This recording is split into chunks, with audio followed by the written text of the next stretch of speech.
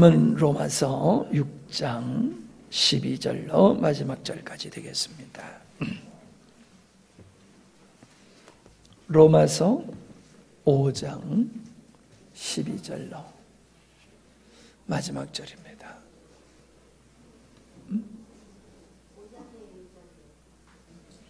한 절씩 교독하십니다. 이러므로 한 사람으로 말미암아 죄가 세상에 들어오고 죄로 말미암아 사망이 왔나니 이와 같이 모든 사람이 죄를 지었으므로 사망이 모든 사람에게 이르렀느니라.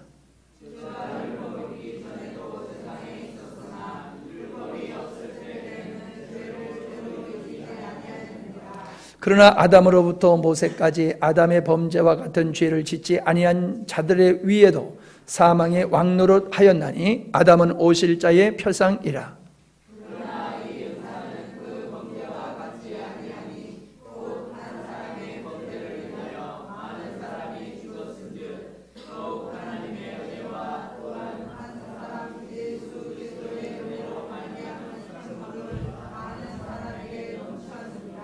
또 이 선물은 범죄한 한 사람으로 말미암은 것과 같지 아니하니 심판은 한 사람을 인하여 정죄에 이르렀으나 은사는 많은 범죄를 인하여 의롭다 하심의 이름이라.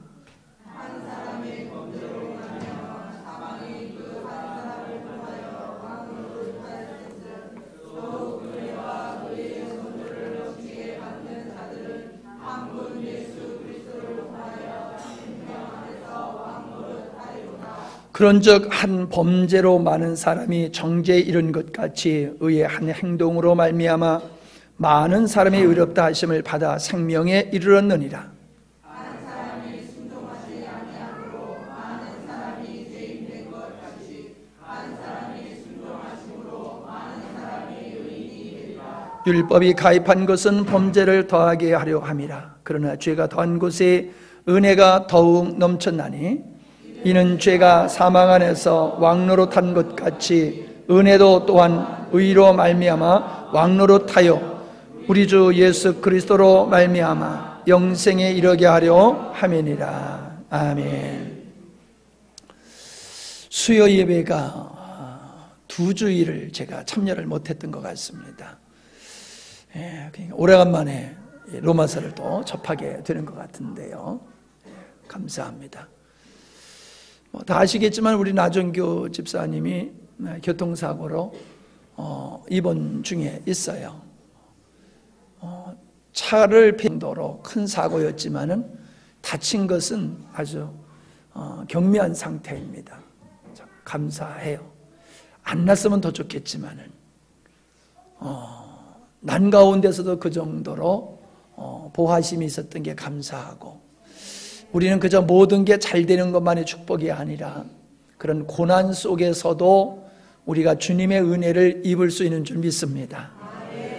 고난을 통해서 정말 지금까지 걸어온 것이 하나님의 은혜였구나 하는 것을 깨닫는 거 축복인 줄 믿습니다. 그리고 더 주님을 의지하면서 살 수 있는 믿음이 생긴다고 하는 것이 은혜인 줄 믿습니다.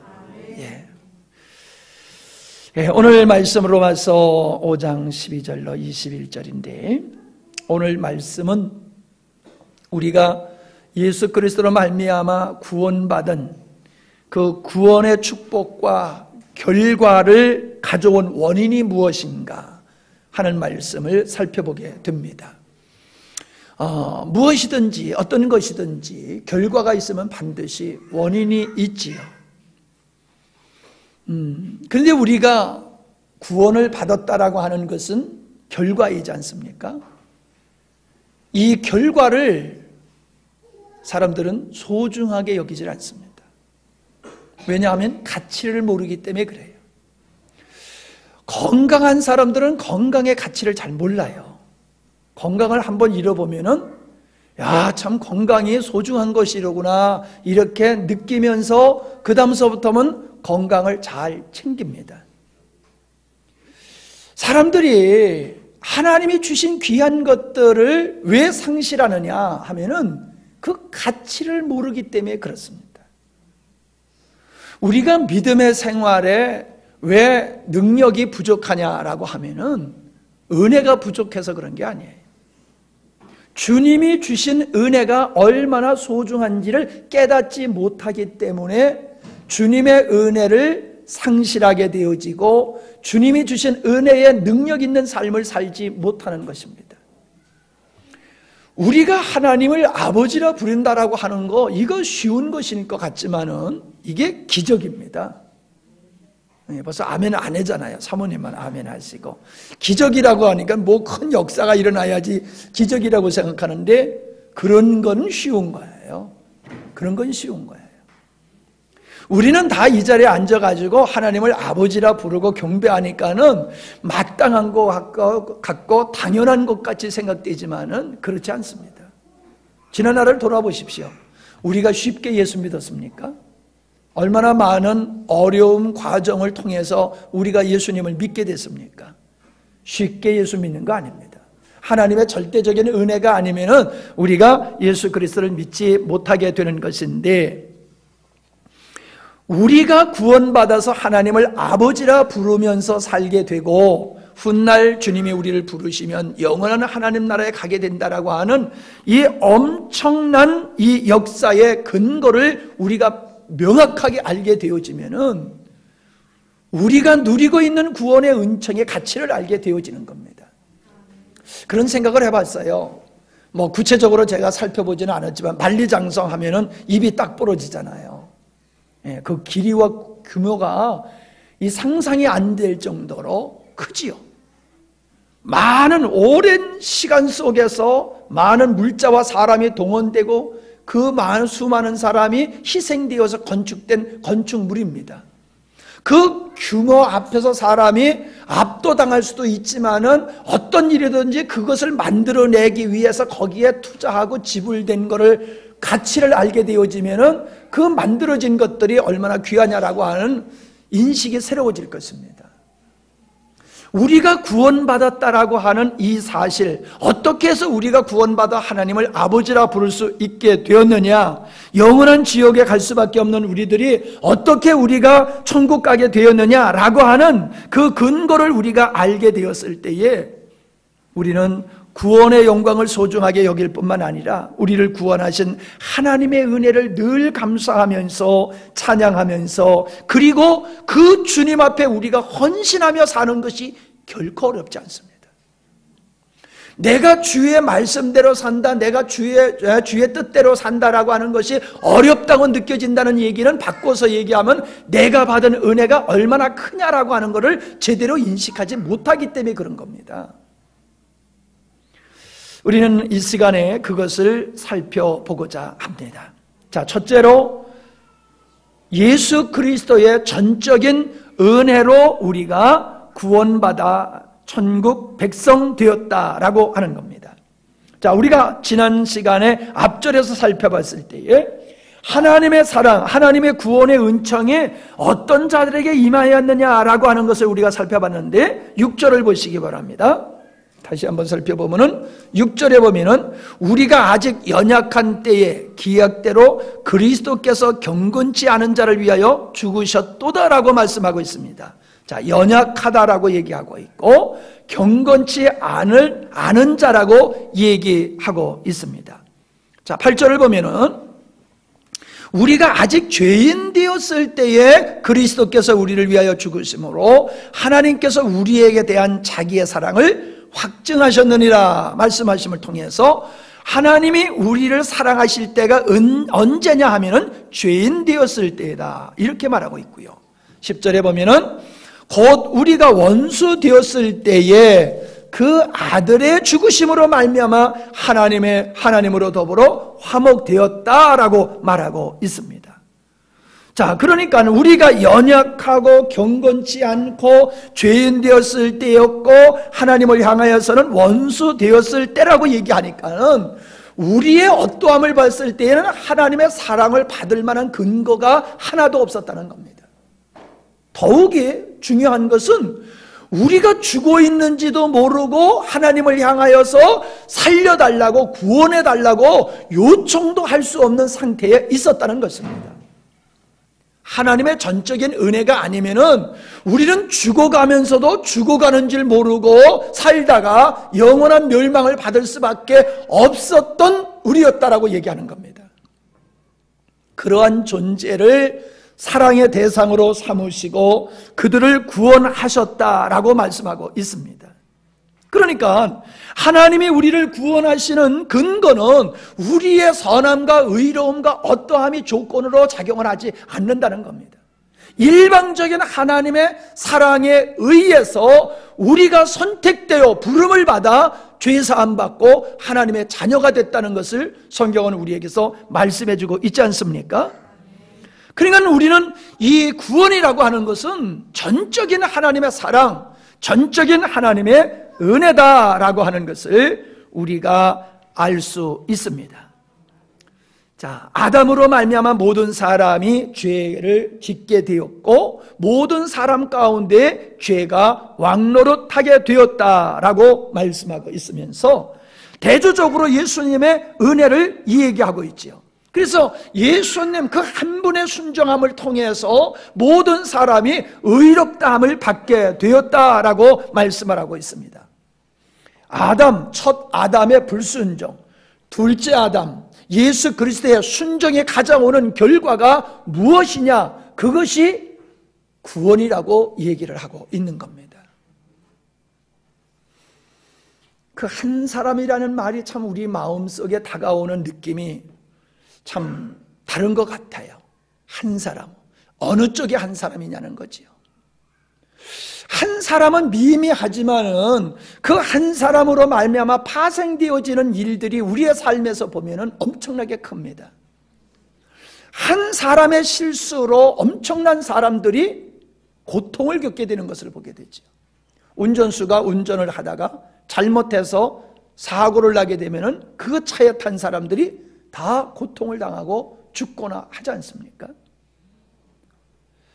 비행기 조종사가 실수를 해가지고 비행기가 추락했다고 해보십시오. 그럼 그 한 사람의 실수로 말미암아 거기 탄 모든 사람이 다 희생되지 않습니까?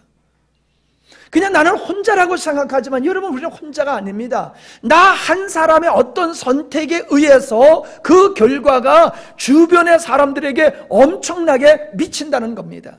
그런데 이 아담이라고 하는 이 첫사람이라고 하는 부분에 있어서는 더욱 중요한 것이라는 거죠. 왜? 인류의 대표이기 때문에 그렇다는 거예요. 대표자인 이 사람의 선택에 따라서 그에 속한 모든 사람들의 운명이 결정지어진다라고 했을 적에 아담의 선택은 매우 중요하다라고 하는 것을 우리가 볼 수가 있습니다. 아담의 불순종으로 말미암아 죄가 들어왔고 그 결과로 사망이 사람들 가운데 인류에 왕노릇하게 되었지만은 반면에 둘째 아담이신 예수님의 순종을 인하여서 은혜로 말미암은 선물이 죄인들에게 넘치게 되어 모든 사람이 구원받게 되었다라고 하는 사실입니다. 자, 이런 얘기를 하면은 삐딱하게 질문을 하는 사람이 있어요. 아담이 범죄했는데 왜 내가 죄인이 되느냐? 네, 일리 있는 얘기지요. 일리 있는 얘기예요. 아담이 죄를 졌는데 내가 왜 죄인이냐? 근데 논리로 따지지 말고요, 현실적으로 한번 살펴보면은 그 말이 안 나와요. 근데 넌 왜 죄를 짓냐? 아담이 죄를 지은 것이 나와 상관없다고 주장하는 너는 시키지도 않는 죄는 왜 이렇게 잘 짓냐? 그죠? 결과를 봤을 때에 아담이 범죄함으로 그에게 속한 모든 사람이 대표의 원리에 의해서 모든 사람의 죄인이 되었다라고 하는 것을 내가 인정하기 싫어도 그것이 사실이라고 하는 것이 뭐냐? 내가 원치 않지만 죄를 짓게 되고 배우지 않아도 죄를 짓게 되더라는 거예요. 내가 지금 어릴 때서부터 내가 죄를 짓는 나의 모습을 볼 때에 그 성경에서 선포하고 있는 이 말씀은 맞다라고 하는 것을 우리가 인정할 수밖에 없잖아요. 그런데 재밌는 거는요, 그런 생각이 들어요. 아담의 범죄로 모든 사람이 죄인 되었다라고 하는 것에 반론을 제기하는 그분은 예수 그리스도의 한 분의 죽으심을 통해서 모든 사람이 의롭게 됐다고 하는 것을 안 쳐다봐요. 그 부분을 안 봐요. 아니, 이게 불만스러울 게 뭐가 있어요? 내가 죄를 짓지도 않는데 나를 죄인 됐다라고 하면 불만을 가질 필요가 없어요. 왜? 내가 의롭지도 않는데 예수님의 한 분의 순종을 통해서 내가 의롭게 됐으면 뭐가 억울할 게 있어요? 이해가 어려워요? 내가 굉장히 심오한 얘기를 하고 있습니까 지금? 그렇잖아요. 그냥 예수님의 죽음을 통해서 내가 의롭게 되었다라고 하면 그거 받아들이면 그냥 거저 은혜로 내가 의로워지는 거잖아요. 그럼 죄인 되었다라고 하는 것에 대해서 시비 걸 일이 뭐가 있냐 말이에요.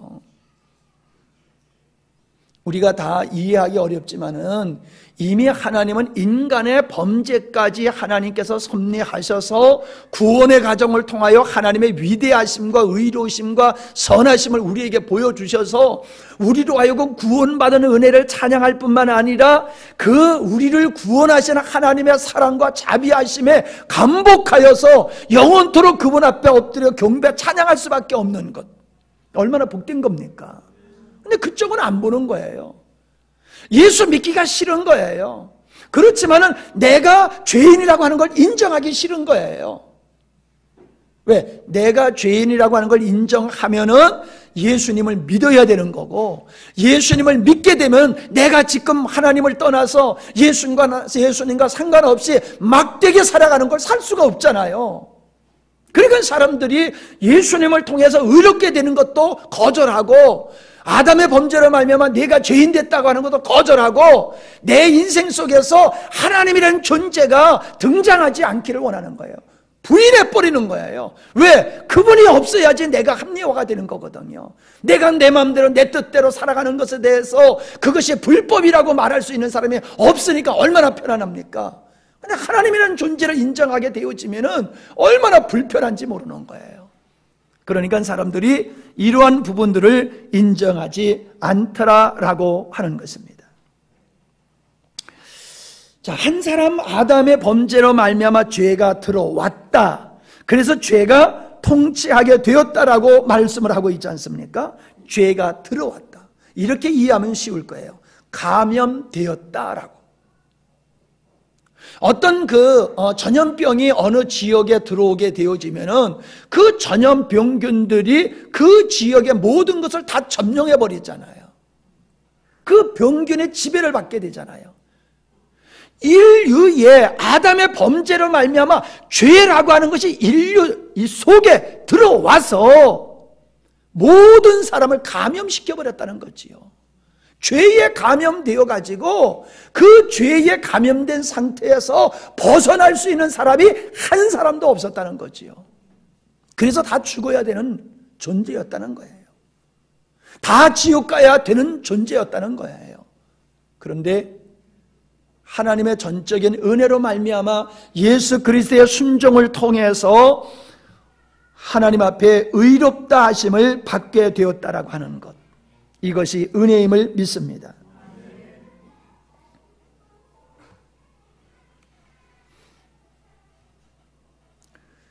자, 의롭다 하심에 대해서 우리가 좀 생각을 좀 해봤으면 좋겠어요.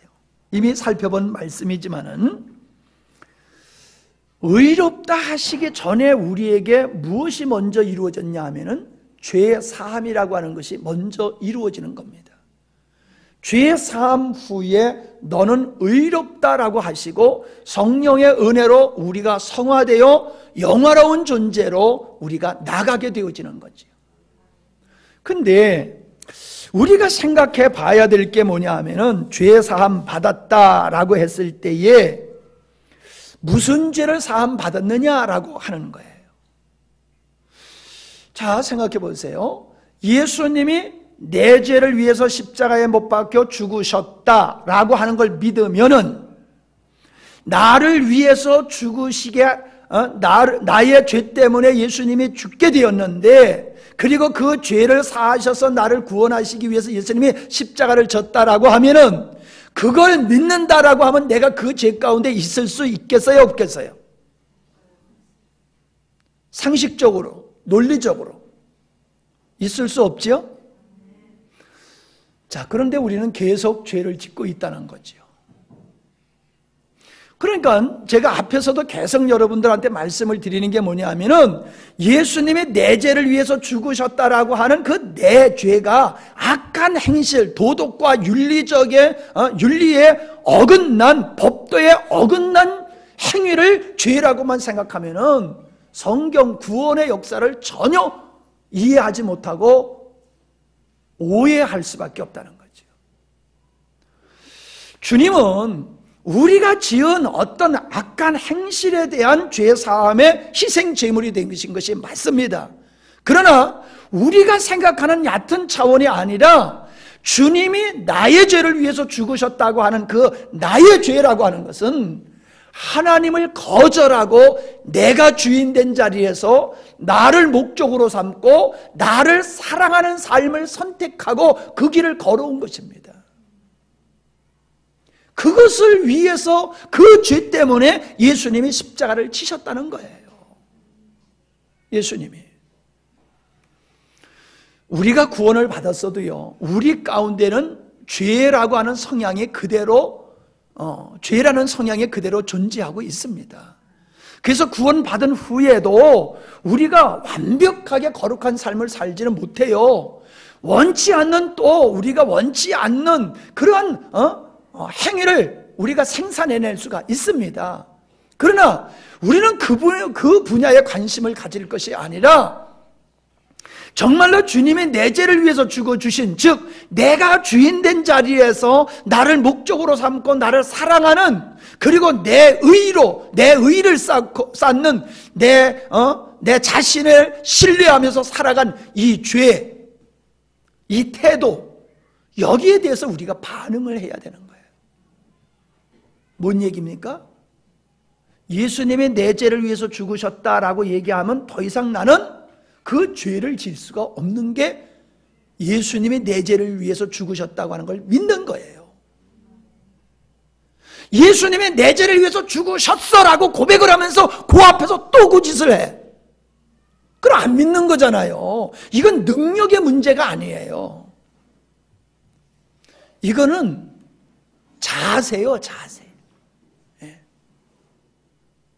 인식. 그러니까 예수 믿고 구원받은 사람은요, 그 정상적인 그리스도인의 삶은요, 악한 행식을 하냐 아니야 이건 나중이고요, 당신의 주인이 당신이요 예수님이요 라는 질문 앞에서 내 인생의 주인은 주님이십니다. 이 고백이 나와야지 이게 정상적인 그리스도인의 모습입니다. 예수님이 나의 구세주여라고 하면서 여전히 내가 주인된 삶을 살고 삶의 목적이 내가 되어지고 나를 사랑하는 것을 인생의 행복으로 느끼고 나 하나님을 의존하는 것이 아니라 내 능력을 의존하고, 그리고 하나님의 의를 의지하는 것이 아니라 내가 노력으로 쌓은 의를 근거로 내가 살아간다라고 하면요, 예수님이 내 죄를 위해서 죽으셨다는 그 믿음이 참된 믿음이 될 수가 없는 겁니다. 그런데 우리는 이러한 그리스도인을 만나기가 참 힘든 시대에 살고 있어요. 예수님이 내 죄를 위해서 죽으셨습니다, 예수님은 나의 구세주입니다 라고 하면서 여전히 삶은 자기가 주인된 자리에서 내려오지를 않는 거예요. 그리고 심지어 하나님의 능력까지 사용해서 자기의 욕망을 채우려고 하는 이런 삶을 살고 있다는 것입니다. 우리가 지난 시간에 살펴봤지만 의롭다라고 하시는 것은 우리가 4장에 보면은 일하지 않는 자에게 일한 것으로 여겨주는 것으로 의롭다함을 표현하고 있음을 살펴봤습니다. 우리가 아무것도 하지 않았어요. 그런데 우리가 아무것도 하지 않았는데 예수님께서 십자가에서 이루신, 즉 아버지 앞에서 온전히 순종한 그 삶을 우리가 행한 것으로 치부하신다는 거예요. 우리는 의롭다함을 받은 것이지 의로운 자가 아닙니다. 아멘? 신분이 의롭게 된 것이지 우리가 완전히 성화돼 가지고 의로운 존재가 된 건 아니에요. 그러니까 주님의 보혈로서 우리를 덮어가지고 우리의 죄를 가리워가지고 주님께서 우리를 하늘나라로 데려가는 겁니다. 아멘? 덮어버리는 거예요. 어린 양의 보혈로 어린 양을 잡아가지고 그 가죽으로 옷을 아담에게 지어서 입혔던 것과 같이 예수 그리스도의 보혈의 옷으로 우리를 덮어가지고 그냥 데리고 가시는 거예요. 여러분 6월절 그 양을 잡아먹었을 때에 문설주의 피를 바른 그 집안에 어떤 사람들이 있었겠습니까? 의로운 사람들이 있었겠어요? 별의별 사람이 다 있었을 거 아니에요. 250만 명이라고 하는 사람이 그 당시에 있을 때에 그들이 하나님을 잘 알지도 못하였던 자들입니다. 그러니 그들이 어떻게 살았겠어요? 애굽의 문물에 물들고 자기의 탐욕에 물들고 자기의 욕심에 끌려가지고 얼마나 그들이 제 멋대로 살았겠냐 말이에요. 성경에서는 말씀을 기록해 놓지 않았지만은 우리가 상상해 볼 때에 이때나 그때나 동일하다는 거지요. 그러나 주님께서 이 집에 어떤 자가 있는 거예요? 천사가 와서 물어보지 않았다는 거예요. 그냥 와서 이 집에 문에 문설주에 피가 있느냐 그걸 보고 그냥 지나갔다는 거예요. 이 집안에 누가 있느냐 물어보지 않았다는 거예요. 주님이 우리를 바라볼 때 네가 지난날 어떻게 살았냐 이걸 물어보는 것이 아니라 네가 예수 그리스도의 보혈로 네가 칠해졌느냐 이걸 물어보는 거예요. 나는 주님의 은혜가 아니면은 나는 영원히 멸망받아 지옥에 갈 수밖에 없는 아주 부정한 자요 악한 자요 죄인입니다. 그러한 죄인이 내 스스로 의로운 자리에 이룰 수 없기 때문에 나는 항복하고 주님 앞에 옵니다. 나는 예수님의 보혈이 아니면은 나는 도저히 천국 갈 수 없는 존재입니다. 그러나 나는 하나님의 사랑을 의지하고 전적으로 십자를 의지하고 나옵니다. 할렐루야. 그런 자를 구원해 주시는 거예요. 지난날 너 어렸을 때 무슨 짓을 했어? 너 수박살이 많이 했구나. 그거 회개했냐? 그런 거 따지시는 분이 아니라는 거예요. 너 학교 다니기 전에 컨닝 많이 했구나. 그러니까 너 사팔대기로 살아라. 하나님 그러시는 분이 아니라는 거예요. 우리의 행위를 물어보시는 것이 아니라 내 영혼 속에 보혈이 있느냐 그걸 물어보시는 거예요. 그런데 내 안엔 주님의 보혈이 있습니다. 이렇게 고백할 수 있는 자가 누구냐라는 거예요. 그 사람은 더 이상 자기를 신뢰하지도 아니하고 자기를 목적으로 삼지 아니하고 자기를 사랑하지 아니하고 자기 의를 쌓지 않는 자라는 거예요. 오직 나는 하나님의 은혜가 아니면 살 수 없습니다라고 하면서 자기 자신을 하나님께 그냥 맡겨버린 자라는 거예요. 아멘? 그런 자가 예수님의 내 죄를 위해서 죽으신 것을 믿습니다 할 때에 그 믿음이 맞다, 그 믿음이 내가 원하는 믿음이다 이렇게 말씀하실 수 있다는 겁니다. 그게 굉장히 중요한 거예요. 그러니까 하나님의 은혜라고 하는 것은 우리의 출신, 성분, 노력, 업적, 열정 이런 것을 근거로 한 게 아니라는 거예요. 전적인 하나님의 사랑의 근거에서 우리가 구원받게 되었다는 거예요. 그러니 여러분 얼마나 감사합니까?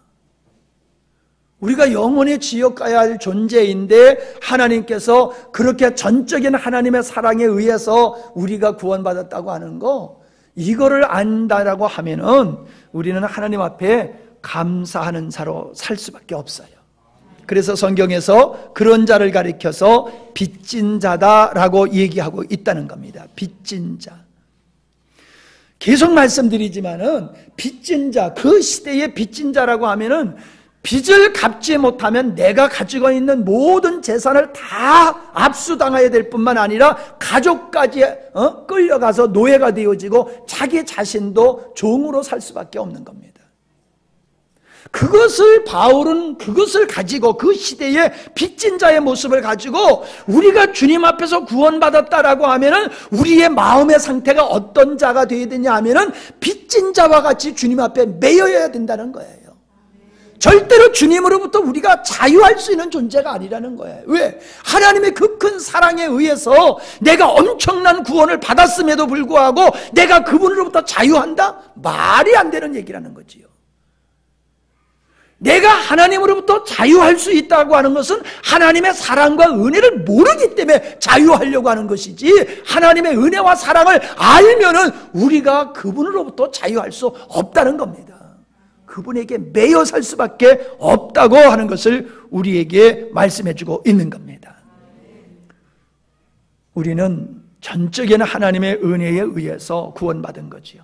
자, 두 번째로 그 한 사람 예수 그리스도의 순종이 우리의 구원의 근거가 되었다라고 말씀을 하고 있는 것입니다.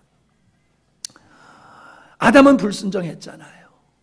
예수님은 순종을 했잖아요.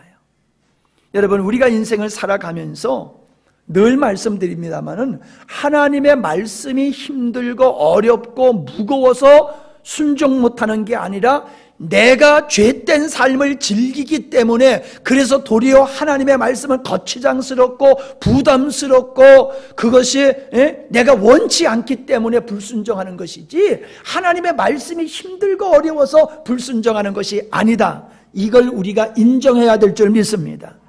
그런데 우리가 불순종하는 이유 중에 또 하나가 뭐냐 하면은, 불순종, 하나님의 말씀에 불순종이 죄를 짓는 건데, 죄를 지을 때는 쾌락이 따라와요. 그래서 히브리서 11장에 보면 모세가 잠시 누리는 낙을 쫓아가지 아니하고 그리스도와 함께 고난받는 걸 즐거워했다라고 얘기를 하고 있습니다. 죄는 쾌락을 갖다 줍니다. 마약과 같아요. 마약을 어떤 사람이 한번 복용하게 되면 거기서 나오지 못하는 것이 뭐냐면 순간적인 그 짜릿함이 있지만은 그것이 주는 그 쾌락이 너무나도 달콤한 거예요. 그러니까 거기서부터 벗어나지 못하는 거예요. 자기가 죽어가는 거, 인간은 폐인이 되어가는 걸 알면서도 계속 투여할 수밖에 없는 이유가 어디 있어요? 쾌락의 포로가 되었기 때문에 그런 거예요. 쾌락의 포로가 되면요, 죽어가는 줄 알면서도 따라가는 거예요. 불순종이 쾌락을 주지만 잠시 후에 쾌락은 고통을 주고 사망을 준다라고 하는 것을 우리는 알고 있어요. 그래서 성도는 어떤 사람이냐? 쾌락을 추구하는 사람이 아니라 희락을 추구해야 될 줄 믿습니다. 하나님의 나라는 의와 평강과 희락이라고 그랬어요. 성도는 희락을 구해야지 쾌락을 구하면 안 됩니다. 예수님의 순종은 어떻습니까? 고통이요. 십자가를 져야 하는 이것이 순종의 결과입니다. 예수님께서 아버지 뜻을 이루기 위해서 순종을 해야 된다라고 하면 말로만 해서 되는 게 아닙니다. 그 순종은 자기의 자신을 십자가에다가 못 박아버려야 되는 겁니다. 여러분, 제가 그 순교에 대해서 이렇게 자꾸 생각해 보다가, 난 총살당하면 아주 좋겠어. 총살당하는 순교는 몇 번이라도 할 것 같아. 근데 손톱 밑에다가 가시를 집어넣었다 뺐다 얼른 죽여버리면 괜찮은데, 죽이지도 아니하고 그냥 손톱을 갖다가 막 여기다가 그냥 바늘로 찔렀다 막 뺐다 그러면 힘들 것 같아. 손톱을 빼고 손가락 매디매디를 하나를 잘라낸다라고 하면 그건 힘들 것 같아. 그런 생각이 들어요. 혼자 그런 생각을 종종 해봐요, 제가. 그런데 예수님께서 아버지의 말씀에 순종하기 위한 고통은 예수님의 십자가에 달리셔가지고 그 고통이 너무나 힘들어가지고 심장에 파열돼서 예수님이 운명하셨다고 과학자들이 얘기하고 있거든요. 물과 피가 흘렸다고 하는 것이 그렇다는 걸 그래요. 그러니까 여러분, 심장이 터질도록 고통스러웠다고 하는 것은 쉬운 게 아니잖아요. 내가 아버지 앞에서 내 의지로 아버지 뜻을 순종하는 대가가 찾아오는 그 대가가 그렇게 무지무지한 고통이었다는 거예요. 그걸 어떻게 감당할 수 있습니까? 자기 부인이 있지 아니하고는 그렇게 예수님이 십자가를 지시는 순종을 할 수가 없는 겁니다.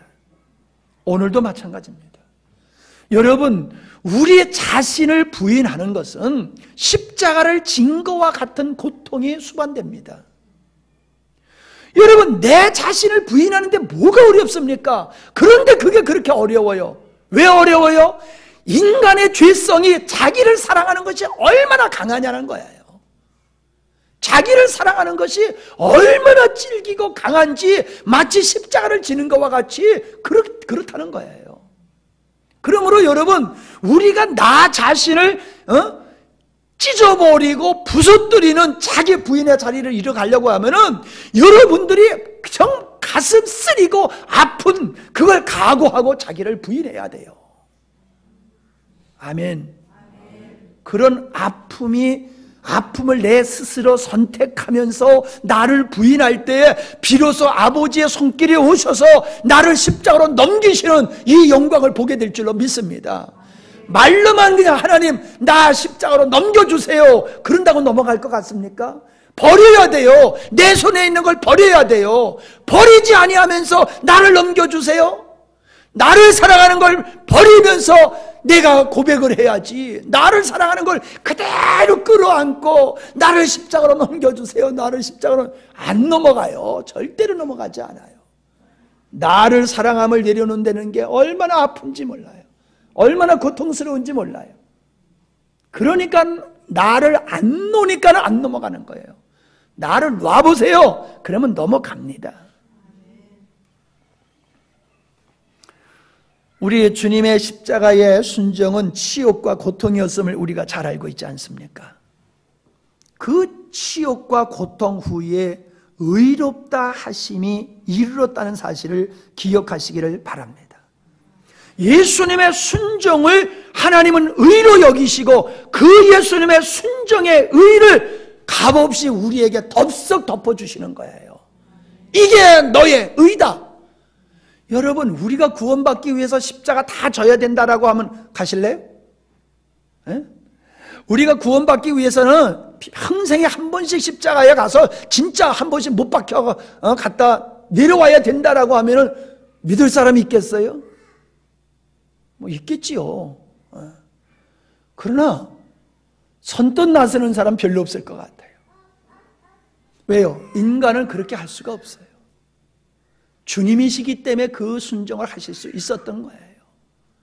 그렇기 때문에 주님의 그 순종은 하나님의 의가 됐고 하나님의 만족이 됐던 것이거든요.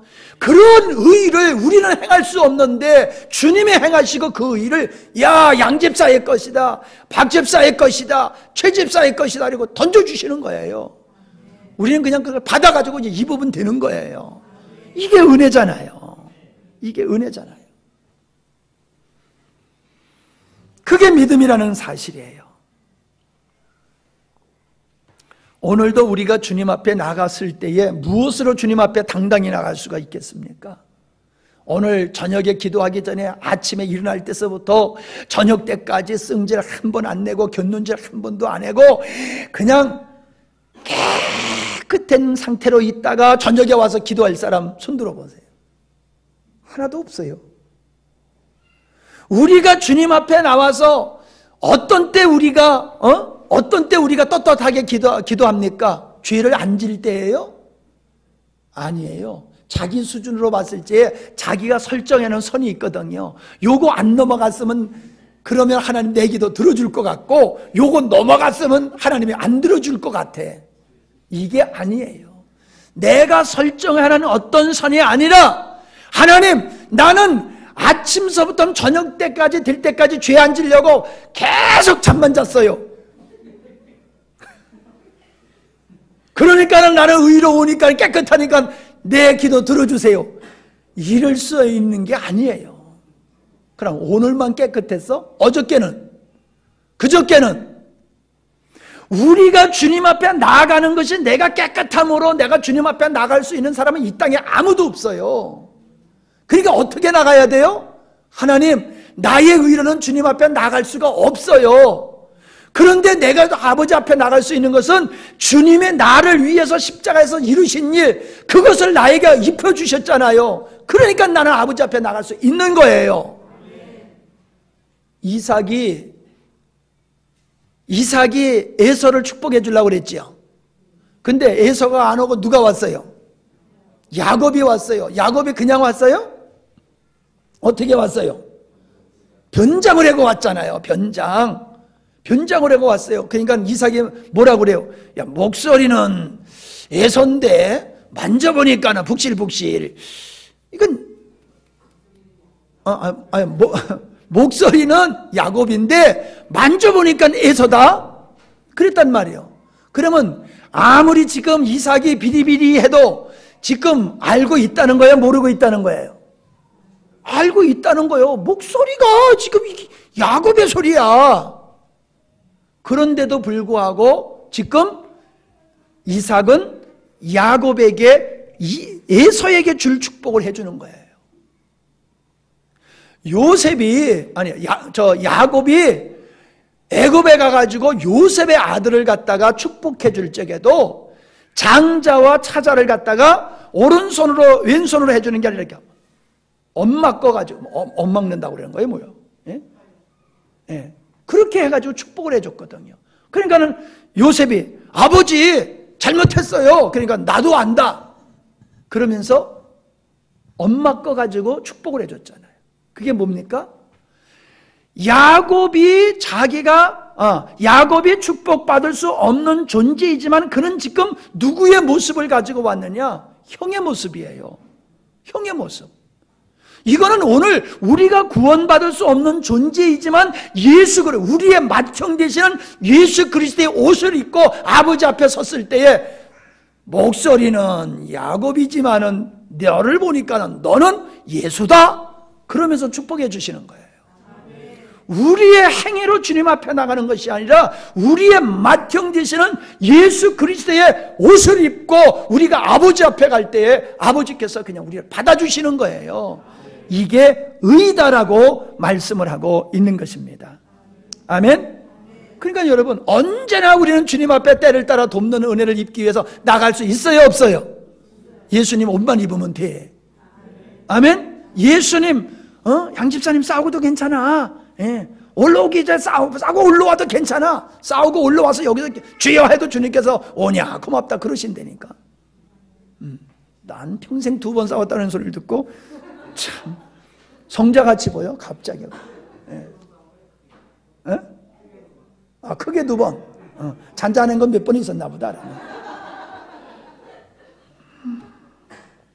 자, 3번째로 생명의 통치입니다. 생명의 왕노릇. 생명의 왕노릇.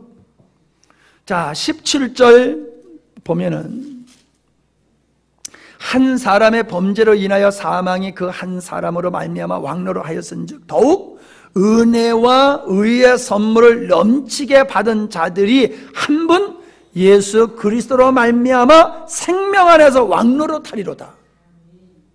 여러분, 우리가 구원받았다라고 하는 것이 그냥 죽어서 천국 간다 이 정도가 아니라는 거예요.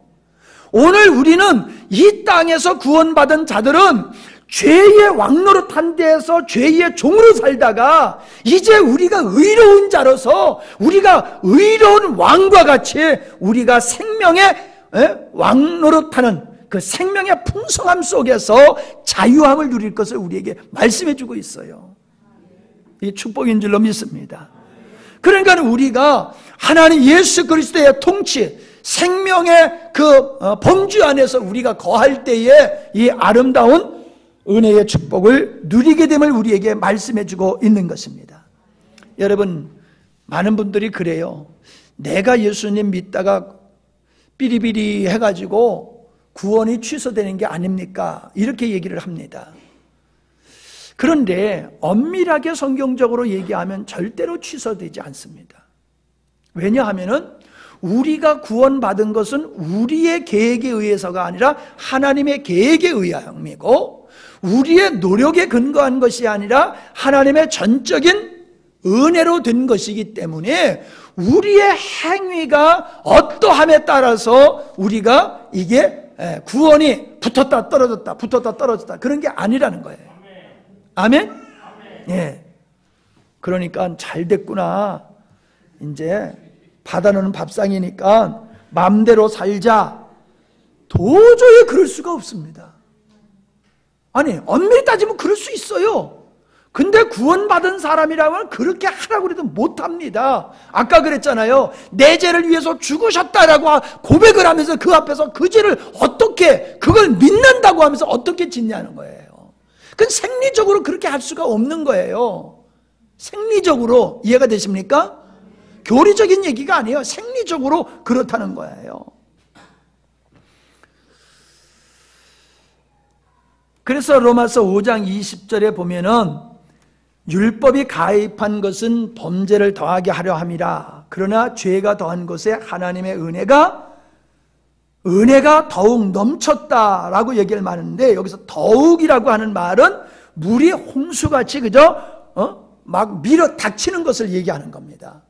그러니까는 우리가 은혜 안에 거하게 되었을 때에 하나님의 생명의 능력이 우리에게 홍수의 물과 같이 밀어 닥친다는 거예요. 그 능력으로 우리가 세상을 이기는 거예요. 그 능력으로 죄를 이기는 거예요. 내 의지와 결단이 아니에요. 주님의 생명 되심으로 말미암아 우리는 죄를 이기게 됨을 감사하시기를 바랍니다.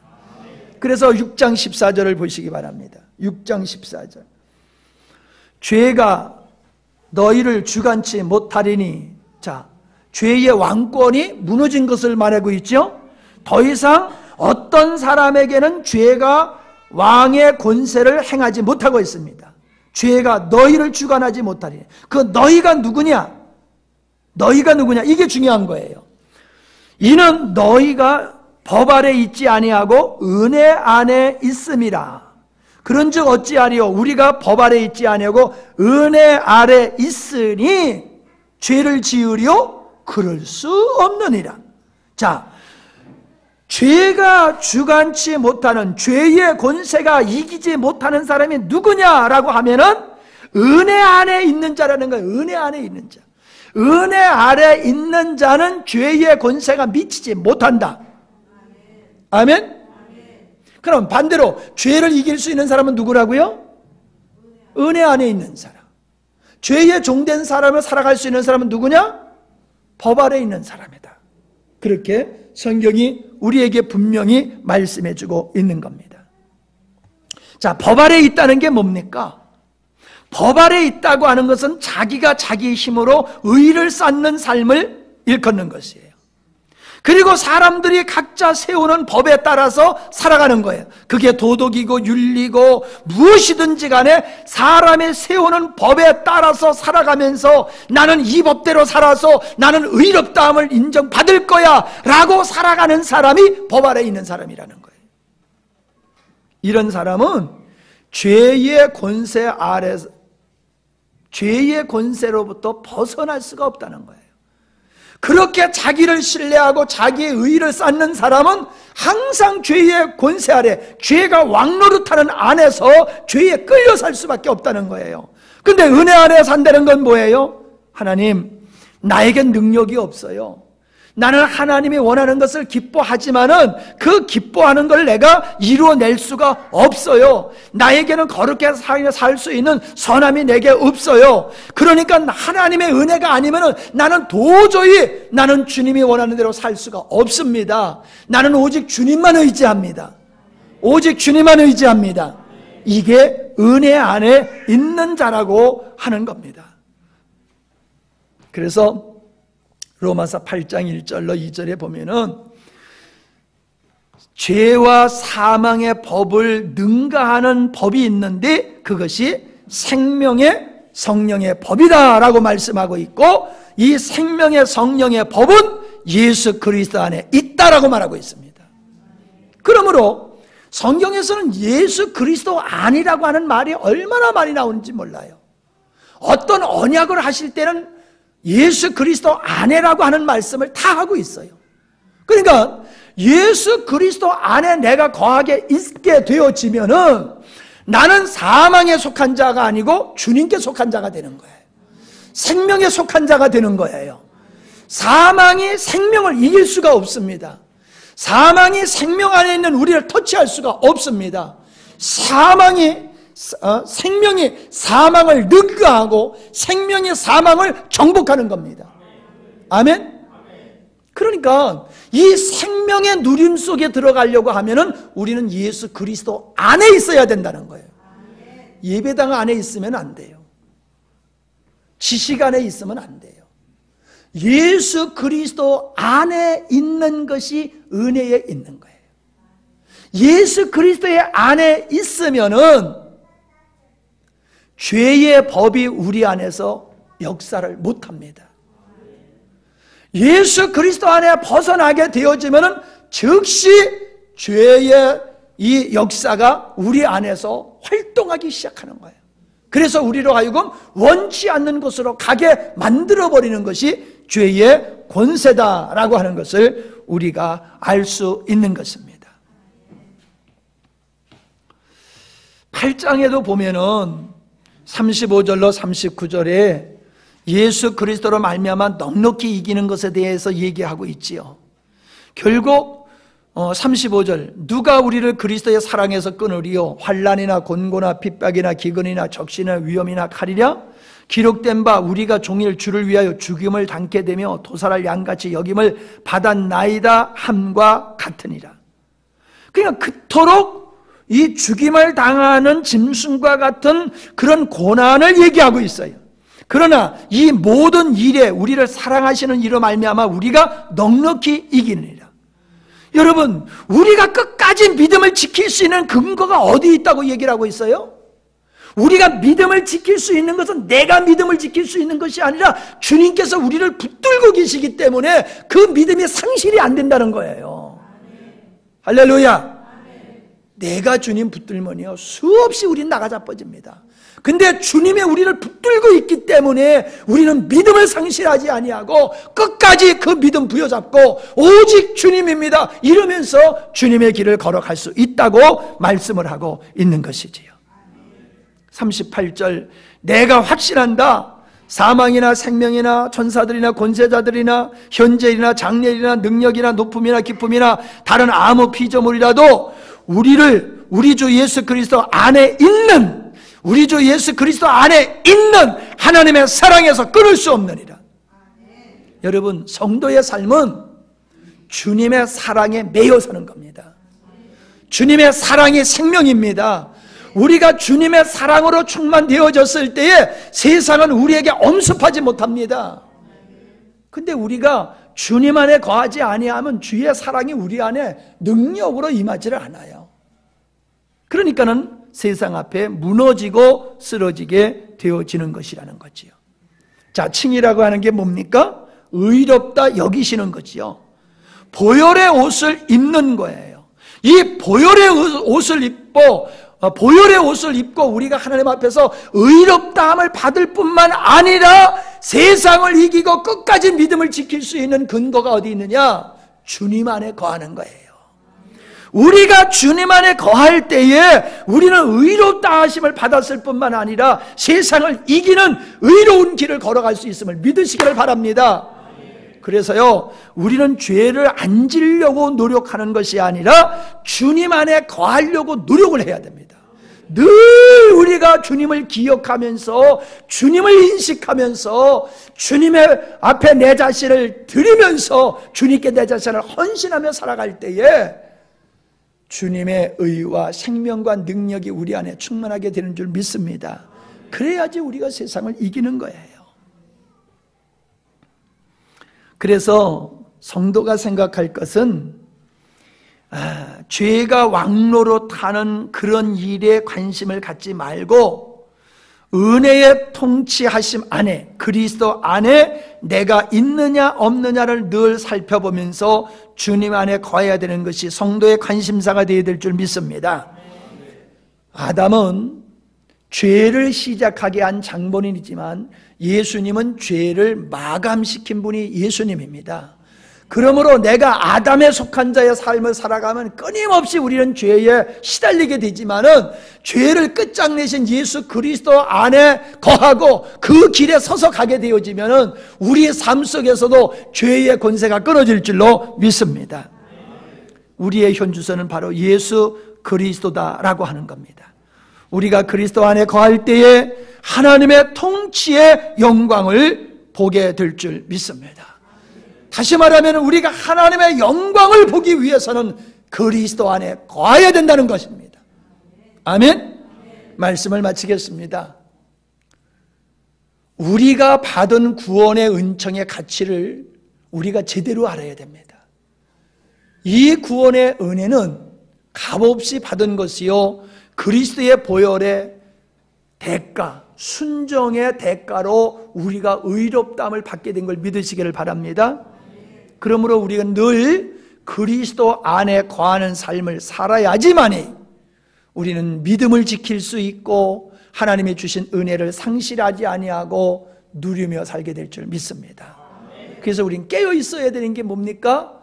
하나님을 망각하게 하는 것들을 우리 앞에서 지워버려야 됩니다.